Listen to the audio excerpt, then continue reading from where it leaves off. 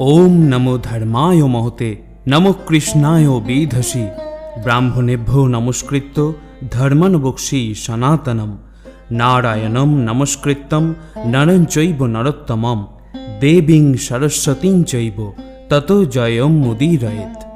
শ্রীমদ্ ভগবত গীতা এমন একমাত্র গ্রন্থ যা মানুষকে বেঁচে থাকার জন্য সঠিক দিশা দেখায়। গীতা জীবনে ধর্ম, কর্ম এবং প্রেমের পাঠ শেখায়। ভগবত গীতার জ্ঞান মানব জীবন এবং জীবনের পরবর্তী জীবনের জন্য উপযোগী মনে করা হয়। গীতা হলো সম্পূর্ণ জীবন দর্শন, আর যে ব্যক্তি একে যথাযথভাবে অনুসরণ করতে পারে সেই ব্যক্তি সর্বশ্রেষ্ঠ হয়। ভগবত গীতায় মোট 18টি অধ্যায় এবং 700টি শ্লোক আছে, যা সবার পক্ষে প্রতিদিন পাঠ করা এবং উপলব্ধি করা সম্ভবপর হয় না। সেই জন্য আজকের অত্যন্ত গুরুত্বপূর্ণ এই ভিডিওতে আমরা ভগবত গীতার 231টি উপলব্ধি নিয়ে কথা বলবো, যেটা জানার পর আপনি শ্রীমদ্ ভগবত গীতার প্রকৃত অর্থ জানতে পারবেন। তাই আপনি প্রতিদিন এই ভিডিওটি রাতে ঘুমানোর আগে বা সকালে ঘুম থেকে উঠে শুনবেন। তাহলে চলুন এগোনো যাক পৃথিবীর সেই মহাজ্ঞানের ভাণ্ডারের দিকে, যা স্বয়ং ভগবান শ্রীকৃষ্ণ নিজের মুখে বলেছিলেন। ভগবান শ্রীকৃষ্ণ বলেন, এই সংসার আমারই তৈরি মায়া দ্বারা আচ্ছন্ন। এই সংসার আমার দ্বারাই সৃষ্টি হয়েছে।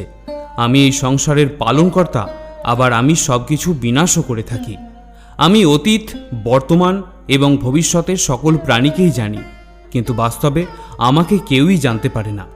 শ্রীকৃষ্ণ বলেন, যেমন প্রকাশের জ্যোতি অন্ধকারে ঝলমল করে, ঠিক একই রকমভাবে সত্যও ঝলমল করে। এই জন্য মনুষ্যকে সর্বদা সত্যের পথেই থাকা উচিত। মৃত্যু হলো একটি অটল সত্য, যাকে কখনোই পরিবর্তন করা সম্ভব নয়। যখন থেকে এই সংসারে নির্মাণ হয়েছে তখন থেকেই এই জন্ম মৃত্যু চক্র ঘুরে চলেছে। যেভাবে মনুষ্য তার পুরাতন বস্ত্র পরিত্যাগ করে নতুন বস্ত্র পরিধান করে, ঠিক একই রকমভাবে আত্মাও পুরাতন জীর্ণ শরীর পরিত্যাগ করে নতুন শরীর ধারণ করে। এটাই হলো প্রকৃতির নিয়ম। এই কঠিন সত্যকে মেনে নিয়ে ভয়মুক্ত হয়ে বর্তমানেই বাঁচা উচিত। যারা প্রকৃত জ্ঞানী ব্যক্তি, তারা না তো মৃত ব্যক্তির জন্য শোক করেন, না তো তাদের জন্য শোক করেন যারা জীবিত আছেন। কারণ তিনি জানেন, যে মারা গেছে সে আবার জন্ম নেবে, আর যে জীবিত আছে সেও একদিন নিশ্চয়ই মারা যাবে। ভগবান বলেন, মনের শান্তির থেকে বড় সম্পদ এই পৃথিবীতে আর কোনো কিছুই হতে পারে না। যে ব্যক্তি নিজের মনকে শান্ত রাখতে শিখে গেছে, তার থেকে বড় ধনী এই সংসারে আর কোথাও নেই। সময় কখনো মনুষ্যের তৈরি পথে চলে না, মনুষ্যকেই সময়ের তৈরি পথে চলতে হয়। একেই তো নিয়তি বলে। জীবন তখন কঠিন মনে হয় যখন আমরা নিজেকে পরিবর্তন করার পরিবর্তে পরিস্থিতিকেই পরিবর্তন করার চেষ্টা করি। কর্মই হলো সবথেকে বড় ধর্ম। ভগবান শ্রীকৃষ্ণ গীতায় অর্জুনকে উপদেশ দিতে গিয়ে বলেছেন, মনুষ্য কর্ম করার জন্যই পৃথিবীতে জন্ম নেয়, আর কর্ম না করে কেউ ক্ষণ মুহূর্তও থাকতে পারে না। পরিণামের কথা চিন্তা না করে মনুষ্যকে নিজের কর্তব্য পালন করে যাওয়া উচিত। ক্রোধ মনুষ্যকে নরকে টেনে নিয়ে যায়। ক্রোধ করার জন্য মনুষ্যের মন অশান্ত হয়ে পড়ে, আবেগের বশবর্তী হয়ে তখন সে নিজেরই ক্ষতি করে বসে। ভগবান শ্রীকৃষ্ণ বলেন, মনুষ্যকে ক্রোধ এড়িয়ে চলতে হবে। যতই রাগ হোক না কেন, নিজেকে নিয়ন্ত্রণ করার প্রচেষ্টা করতে হবে। এই সংসারে আজ যা তোমার কাছে আছে, গতকাল তা অন্য কারোর কাছে ছিল, এবং আগামীকাল তা অন্য কারোর কাছে চলে যাবে। তুমি এই পৃথিবীতে খালি হাতেই এসেছিলে, আর তোমাকে এখান থেকে খালি হাতেই ফিরে যেতে হবে। মনের ওপর নিয়ন্ত্রণ রাখা অত্যন্ত জরুরি। মনুষ্যের মন বায়ুর মতো চঞ্চল। এই মনের জন্যই মানুষ কাম বাসনার প্রতি আকৃষ্ট হয়ে নিজের লক্ষ্য থেকে ভ্রষ্ট হয়ে যায়। যদি জীবনে সফলতা পেতে হয়, তাহলে মনের ওপর নিয়ন্ত্রণ পাওয়া খুবই জরুরি। মনকে নিজের বশে করতে পারলে মস্তিষ্কের শক্তি কেন্দ্রীভূত হয়, এবং তার জন্য কাজে সফলতা পাওয়ার সম্ভাবনাও বৃদ্ধি পায়। গীতা আমাদের শেখায়, যে ব্যক্তি নিজের মনের ওপর নিয়ন্ত্রণ লাভ করেছে, তার মনে অপ্রয়োজনীয় চিন্তাভাবনা এবং কামনা বাসনা প্রবেশ করতে পারে না। সে অকারণ ইচ্ছা থেকেও নিজেকে দূরে রাখতে পারে, আর তার সাথে ব্যক্তি নিজের লক্ষ্যকেও খুব সহজভাবেই জয় করে নিতে পারে। যদি মনকে নিজের বশে করতে না পারো, তাহলে সেই মনই তোমার সবথেকে বড় শত্রু হয়ে উঠবে। সদা সন্দেহকারী ব্যক্তি না তো এ জীবনে শান্তি পায়, না তো অন্য জীবনে। আর সেই জন্যই সন্দেহের প্রবণতা থেকে দূরে থাকো। অধিক সন্দেহ করলে মনের শান্তি নষ্ট হয়ে যায়, আর ব্যক্তি ভ্রমের বশবর্তী হয়ে আপনজনদের সঙ্গে সব সম্পর্কই নষ্ট করে ফেলে। শরীরের সৌন্দর্য মনকে আকর্ষণ করে, কিন্তু স্বভাবের সৌন্দর্য হৃদয়কে আকর্ষণ করে। সেই জন্যই মনুষ্যের স্বভাব সর্বদা নির্মল হওয়া উচিত। কে কি করছে, কেন করছে এবং কিভাবে করছে, এইসব থেকে যত দূরে থাকবে ততই তুমি সুখে থাকবে। জীবনে আমরা কতটা ঠিক এবং কতটা ভুল এটা মাত্র দুজনই জানে। একজন হলেন পরমাত্মা এবং দ্বিতীয় হলো আমাদের অন্তরাত্মা। ভগবান শ্রীকৃষ্ণ বলেন, যে ব্যক্তির মধ্যে জ্ঞানের অভাব এবং ঈশ্বরে বিশ্বাসের অভাব থাকে সেই ব্যক্তি জীবনে কখনো আনন্দ এবং সফলতা লাভ করতে পারে না। যা ঘটে গেছে তা ভালোর জন্যই ঘটেছে, আর যা ঘটবে তাও ভালোর জন্যই ঘটবে, আর যা ঘটছে তাও আমাদের ভালোর জন্যই ঘটছে। ভগবান আমাদের সেটা দেন না যেটা আমাদের ভালো লাগে, ভগবান আমাদের সেটাই দেন যেটা আমাদের জন্য ভালো। এই পরম সত্য যিনি উপলব্ধি করতে পারেন তিনি মনুষ্য মধ্যে সবচেয়ে শ্রেষ্ঠ। সুখ দুঃখ, মান অপমান, লাভ ক্ষতি এই বিভিন্ন পরিস্থিতিতে যিনি অটল থাকতে পারেন এরকম ব্যক্তিকে ভগবদ্গীতায় স্থিতপ্রজ্ঞ বলা হয়েছে। তোমার কি কিছু হারিয়ে গেছে যে তুমি কাঁদছ? তুমি কি কিছু এনেছিলে যা হারিয়ে গেছে? তুমি কি কিছু সৃষ্টি করেছ যা নষ্ট হয়ে গেছে? না তুমি সঙ্গে করে কিছু এনেছো, না তুমি সাথে করে কিছু নিয়ে যেতে পারবে। তুমি এই পৃথিবীতে খালি হাতেই এসেছো, আর তোমাকে এখান থেকে খালি হাতেই ফিরে যেতে হবে। যা আজ তোমার বলে দাবি করো তা গতকাল অন্য কারো ছিল এবং আগামীকাল তা অন্য কারো হয়ে যাবে। পরিবর্তনই হলো এই সংসারের নিয়ম। তুমি যেটা নিজের মনে করে মগ্ন হয়ে আছো এই প্রসন্নতাই তোমার দুঃখের প্রধান কারণ হয়ে যাবে। মনে রেখো, কোনো জাগতিক বস্তুই তোমার নিজের নয়। সেটা বস্তু হোক বা ব্যক্তি, সেটা অনুভূতি হোক বা উপলব্ধি। যাকে তুমি মৃত্যু ভাবো সেটাই হলো আসল জীবন। মহাকাল তোমাকে এক মুহূর্তে কোটি লোকের অধিপতিও করে দিতে পারে, আবার নিঃস্বও করে দিতে পারে। তোমার আমার, ছোট বড়, আপন পর এইসব অনুভূতি মন থেকে মুছে দাও, তাহলে তুমি সবার আর সবাই তোমার হয়ে যাবে। এই শরীর তোমার নয়, তুমিও এই শরীরের নয়। এই শরীর পৃথিবী, জল, অগ্নি, বায়ু, আকাশ দ্বারা সৃষ্ট, আর এগুলোতেই তুমি একদিন মিশে যাবে। কিন্তু আত্মা চিরস্থির। তাহলে তুমি কে? তুমি নিজেকে ভগবানের উপর ছেড়ে দাও। তোমার জন্য এটাই সর্বোত্তম উপায়। যিনি করুণাময়ী ভগবানের সমর্থন পেয়ে যান তিনি সমস্ত রকম দুঃখ কষ্ট থেকে মুক্ত হয়ে যান। অতিরিক্ত দুঃখ বা অতিরিক্ত আনন্দ তখন তাকে স্পর্শ করতে পারে না। যে কোনো রকমের জাগতিক মায়া থেকে তিনি মুক্ত হয়ে যান। তখন তিনি সুখ দুঃখ, মান অপমান, লাভ ক্ষতি এইগুলোতে সমভাবাপন্ন হয়ে থাকেন। ভগবদ্গীতায় এই অবস্থাকেই স্থিতপ্রজ্ঞ বলা হয়েছে। তাই ভগবান শ্রীকৃষ্ণ অর্জুনকে বলেছিলেন, হে অর্জুন, তুমি স্থিতপ্রজ্ঞ হও। ভগবান বলেন, সমস্যা থেকে পালিয়ে যাওয়া নতুন সমস্যাকে আমন্ত্রণ দেওয়ারই শামিল। জীবনের সব মুহূর্তে নতুন নতুন সমস্যা আর প্রতিকূলতার মুখোমুখি আমাদের হতেই হয়, এবং এটাই জীবনের অটল সত্য। একটা শান্ত সমুদ্রে একজন নাবিক কখনো দক্ষ হয়ে উঠতে পারে না। দক্ষ হওয়ার জন্য তাকে সামুদ্রিক ঝড়ের মুখোমুখি হতেই হয়। অহংকারে অন্ধ হয়ে যাওয়া লোক না তো নিজের দোষ দেখতে পায়, না তো অন্যের গুণ। মনে রেখো, কেউ কারোর অভাবে মরে যায় না। সময় সবাইকে একদিন বাঁচতে শিখিয়েই দেয়। জীবন একবারই পাওয়া যায়, এটা সম্পূর্ণ ভুল কথা। একমাত্র মৃত্যুই একবার পাওয়া যায়। জীবন তো আমরা প্রতিদিন পাই। অন্ধকারাচ্ছন্ন রাত্রি যদি এসে থাকে তাহলে আলোকিত প্রকাশ নিয়ে সূর্য অবশ্যই আসে। রোগ যদি এসে থাকে তাহলে তার প্রতিকার নিয়ে ওষুধও অবশ্যই আসে। সমস্যা যদি এসে থাকে তাহলেও সেই সমস্যার সমাধান একদিন আমাদের কাছে ঠিকই চলে আসে। এই সংসার, এই জীবনের শুধুমাত্র একটাই নিয়ম আছে, আর তা হলো এটাই, এই সংসার হলো চক্রের মতো। এখানে শাশ্বত বলে কিছু নেই, নিত্য বলে কিছু নেই। যা কিছুই রয়েছে তা বদলাতে চলেছে। যদি তোমার জীবনে দুঃখ থাকে, সমস্যা থাকে, যদি তুমি বিপদ দ্বারা আচ্ছন্ন থাকো, তাহলে মনে রেখো সব কিছু বদলে যেতে চলেছে। দুঃখের সময় কেঁদো না, মনকে আরও দুঃখী করে তুলো না, কারণ এখানে যা কিছুই এসেছে তা যাওয়ার জন্যই এসেছে। তাহলে এত চিন্তা কিসের? তাকে কখনো খুঁজো না যে পৃথিবীতে সবচেয়ে সুন্দর, বরং তাকে খোঁজো যার জন্য তোমার পৃথিবী সুন্দর হয়ে যাবে। সুখ মানুষের জীবনে অহংকারের পরীক্ষা নেয়, আর দুঃখ ধৈর্যের পরীক্ষা নেয়।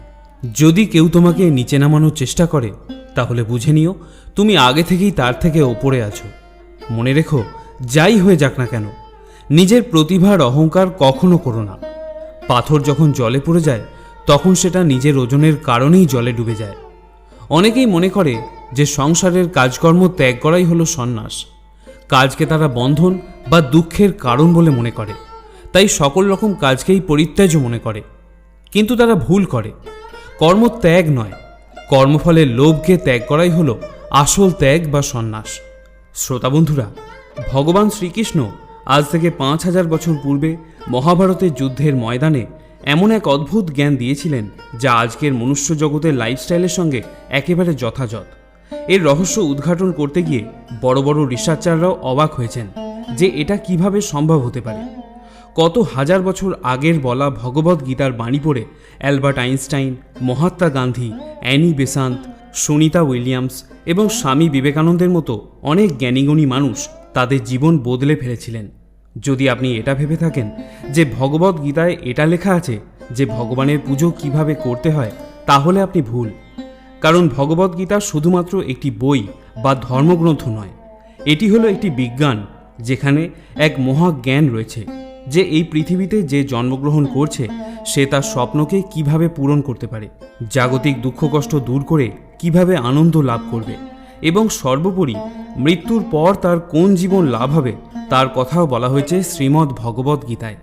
শ্রীমদ্ ভগবদ গীতা থেকে আমরা শিখতে পারি এই পৃথিবীতে কিভাবে লক্ষ্য পূরণ করা যাবে, পজিটিভ এনার্জি কোথা থেকে পাওয়া যায়, আত্মবিশ্বাস কিভাবে তৈরি করতে হয়, মনের মধ্যে আনন্দের অনুভূতি কিভাবে পাওয়া যায়, সমস্যা যত বড়ই হোক না কেন তার সমাধান কিভাবে খুঁজতে হয়, কোনো কাজের পূর্বে ডিসিশন বা সিদ্ধান্ত কিভাবে নিতে হয়, কোনো সম্পর্ক ভেঙে যাওয়ার দুঃখ থেকে কিভাবে মুক্তি পাওয়া যায়, পরিশ্রম কিভাবে করতে হবে, আমরা কে এবং কী জন্য জন্ম নিয়েছি এই পৃথিবীতে, জীবনযাপন করার সঠিক পদ্ধতি কী, মৃত্যুর পর আমাদের সাথে কি হবে, এই ব্রহ্মাণ্ড কিভাবে তৈরি হলো, ভগবান কি আছে, যদি থাকে তাহলে তিনি কোথায়, আপনার কি পুনর্জন্ম হবে, আমাদের এই জীবন কি সত্য নাকি ভ্রম। বন্ধুরা, ভগবদ্গীতার এই জ্ঞানই বিষাদগ্রস্ত অর্জুনকে, যে কিনা মানসিকভাবে বিপর্যস্ত হয়ে নিজের ধনুক ত্যাগ করে যুদ্ধ করবেন না বলে স্থির করেছিলেন, তাকে মহাভারত যুদ্ধের সর্বশ্রেষ্ঠ ও মহান যোদ্ধাতে পরিণত করেছিল এবং বিজয়ী করেছিল। একই রকমভাবে আমরাও জীবনে প্রতিনিয়ত যুদ্ধ করার জন্যই জন্ম নিয়েছি। আমাদের লক্ষ্যকে পাওয়ার জন্য যে রণাঙ্গনে আমাদের যুদ্ধ করতে হয়, আমরা সেই যুদ্ধক্ষেত্রের এক একজন অর্জুন। আমরা সবাই অর্জুন। আমাদের সবার মনেই কিছু সংশয়, কিছু ভয়, কিছু প্রশ্ন আছে, যার উত্তর খোঁজার চেষ্টাতেই আমরা জীবনে বেঁচে থাকি, লড়াই করি। ভগবান বলেন, মানুষের দুঃখের একটা বড় কারণই হলো তার মায়া এবং মোহ। যে যত বেশি মায়া করবে সে তত বেশি কষ্ট ভোগ করবে। যদি তুমি কারোর ভালো করতে না পারো তাহলে তার খারাপও করো না, কারণ পৃথিবী দুর্বল হতে পারে, কিন্তু পৃথিবী যিনি বানিয়েছেন তিনি কখনোই দুর্বল নন। সত্য কখনো দাবি করে না যে আমি সত্য, কিন্তু মিথ্যা সবসময় দাবি করে যে শুধু সেই সত্য। এই সমগ্র সংসারে কেউ মহান হয়ে জন্মগ্রহণ করে না, তার কর্মই তাকে মহান করে তোলে। সঠিক কর্ম সেটা নয় যার পরিণাম সর্বদা সঠিক হয়, বরং সঠিক কর্ম হলো সেটা যার উদ্দেশ্য কখনো খারাপ হয় না। মনুষ্য সবসময় তার ভাগ্যকে দোষারোপ করে, এটা জেনেও যে ভাগ্যের ওপরেও হলো তার কর্ম, যা তার নিজের হাতেই আছে। মানুষের জন্মের সাথে সাথে তার মৃত্যু নির্ধারিত হয়ে যায়। জন্ম নেওয়া ব্যক্তিদের মৃত্যু ততটাই স্বাভাবিক যতটা মৃত ব্যক্তিদের আবার জন্ম নেওয়া। তাই যা অপরিহার্য এবং অবশ্যম্ভাবী তার জন্য শোক করো না। একজন মনুষ্য হৃদয় দিয়ে যা দান করতে পারে হাত দিয়ে তা পারে না, আর নিশ্চুপ থেকে সে যা বলতে পারে তা শব্দ দিয়ে প্রকাশ করতে পারে না। কোনো ব্যক্তি না তো সময়ের আগে আর না তো ভাগ্যের থেকে অধিক কিছু পাবে। সময়ের থেকে আগে কোনো কিছু পাওয়ার ইচ্ছাই মানুষের দুঃখের প্রধান কারণ হয়ে দাঁড়ায়। ইতিহাস বলে গতকাল সুখের ছিল, বিজ্ঞান বলে আগামীকাল সুখের হবে, কিন্তু ধর্ম বলে যদি মানুষের মন পরিষ্কার ও নির্মল হয় তাহলে প্রতিটা দিনই সুখের হবে। ভালো কর্ম করার পরেও লোক তোমার খারাপ কর্মকেই মনে রাখবে। তাই কে কি বলছে তাতে মনোযোগ না দিয়ে নিজের কর্ম করতে থাকো। যতটা সম্ভব নিশ্চুপ থাকাই শ্রেয়, কারণ জেনে রেখো আমাদের মুখের কথাই আমাদেরকে পাপকর্মের দিকে প্রথমে আকর্ষণ করে। ভগবদ্গীতায় শ্রীকৃষ্ণ অর্জুনকে বলেছিলেন, হে অর্জুন, আমার পরম ভক্ত যে সর্বদা সব কাজের প্রথমে আমাকেই স্মরণ করে এবং একক চিত্তে আমার উপাসনা করে, আমি তাকে সর্বদা রক্ষা করে থাকি। তার কল্যাণের দায়িত্ব আমি নিজেই গ্রহণ করে থাকি। যে ব্যক্তি তোমার কথাকে গুরুত্ব দেয় না, তাদের কাছে মতামত প্রকাশ না করে মৌন থাকাই উচিত। যে কোনো একটি কাজ তোমাকে অবশ্যই করতে হবে, নয়তো সময়ের সাথে বদলাতে শেখো, আর না হলে সময়কেই বদলে দাও। আর হ্যাঁ, নিজের ভাগ্যকে দোষারোপ করা বন্ধ করো এবং যে কোনো পরিস্থিতিতে চলতে শেখো। কোনো কর্ম করার আগে পরিকল্পনা ও চিন্তা করে নেওয়া খুবই ভালো বিষয়, কিন্তু চিন্তার মাত্রা যেন এতটাও বেশি না হয় যেন তা তোমার কর্মকেই প্রভাবিত করে। মনে রেখো, অধিক চিন্তা দুশ্চিন্তায় পরিণত হয়। যদি কোনো কাজ তুমি সঠিক উদ্দেশ্য নিয়ে করো, তাহলে সেই কাজ কখনো ব্যর্থ হয় না, আর সেই কর্মের ফল তুমি একদিন না একদিন অবশ্যই পাবে। শ্রীকৃষ্ণ বলেন, যদি তুমি ভাবো যে তোমার ভাগ্য আমি তৈরি করি, তাহলে তুমি ভুল ভাবো, কারণ মনুষ্য তাদের ভাগ্য স্বয়ং রচনা করে। তুমি কখনো এটা ভেবো না যে মানুষ ভালো হয় বা খারাপ হয়, তুমি এটা ভাবো যে তার কর্ম ভালো না খারাপ, কারণ মনুষ্য যেভাবে কর্ম করে সেইরূপ ফলই সে লাভ করে, যেটা তাকে ভালো বা খারাপে পরিণত করে। পরমেশ্বর ভগবান শ্রীকৃষ্ণ গীতায় বলেছেন, মানুষের ইচ্ছা এবং আকাঙ্ক্ষার কারণেই এই সংসারে জন্মমৃত্যু চক্রে তাকে বারবার ফিরে আসতে হয়। যদি ব্যক্তি লোভ, ইচ্ছা, আমিত্বকে ত্যাগ করে সাধারণ জীবনযাপন করে আর সমস্ত নিয়ম পালন করতে করতে আমাতেই লীন হয়ে যায়, তাহলে তার মোক্ষপ্রাপ্তি অবশ্যই ঘটবে। কিন্তু তার আগে আত্মাকে তার পাপ ও পুণ্যের ভিত্তিতে স্বর্গ এবং নরক দুই ভোগ করতে হয়।